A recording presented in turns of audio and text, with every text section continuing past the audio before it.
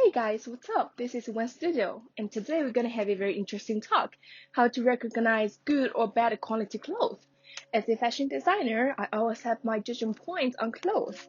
I want to share all this information with you, so next time when you go shopping, instead of spending all your money, you could have a look and see if the quality is actually worth the price.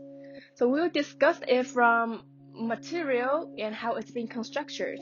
I will separate them into two episodes since there are quite a lot of information there. I won't talk about design or style here because, it's more subject. And let's get started. First of all, let's talk about raw material, which is the yarn that's either knit or weave into the fabric. In general, there are usually two big categories: natural and synthetic. So natural yarn are delivered from fibers which commonly occurs in nature, either from plants like cotton and linen, or like animals like wool and silk, or even from minerals like basalt. All these yarns are biodegradable, and that's why they also get called eco-friendly. Synthetic yarn is man-made yarn, which is developed in labs. For example, it's like polyester, nylon, lycra, etc. They usually have special features. For example, the famous Nike dry fit garments are made of polyester.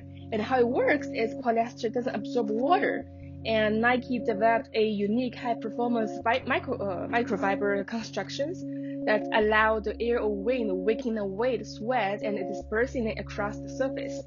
It is really hard to say in between natural and synthetic which one is better. It is really depends on what you're looking for. For example, if I'm choosing sleepwear, I will prefer natural material like cotton or silk because they're more comfortable and breathable. Some of you might ask, if there's no better, why cotton t-shirts are always cost more than polyester t-shirts?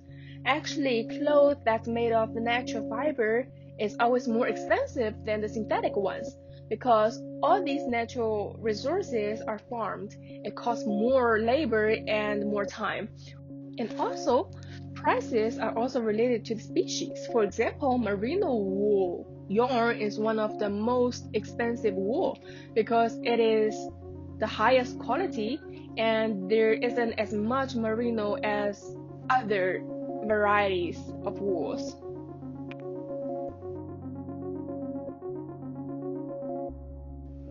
Okay, next, yarn is turning to the fabric, and also two categories of fabric.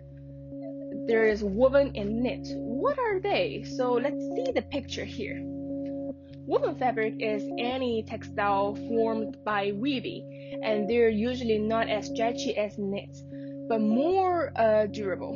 Like blouses, coats are usually made with woven fabric. And knit fabric is made of single yarn. Loops continue to produce a braided look. All the sweaters are made of knit fabric, and let's talk about weave fabric first. There are two easy ways to judge the quality of weave fabric. First one is by thread count. The higher number, the better quality is.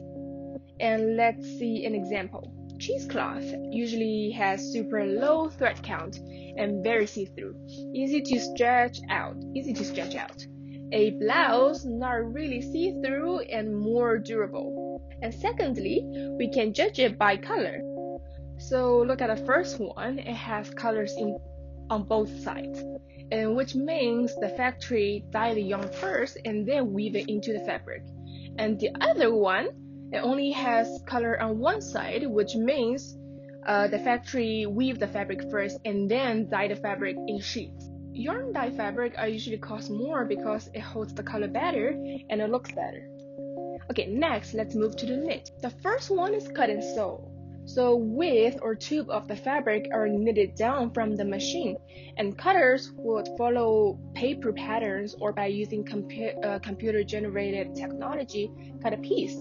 Pattern pieces are assembled to a garment. And the second one is seamless garments.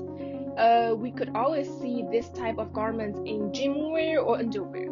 So the circular knitting or wrap knitting machine would knit down the tube, and cutters would cut a shape and add minimal addition seams. The third one is knitted shape.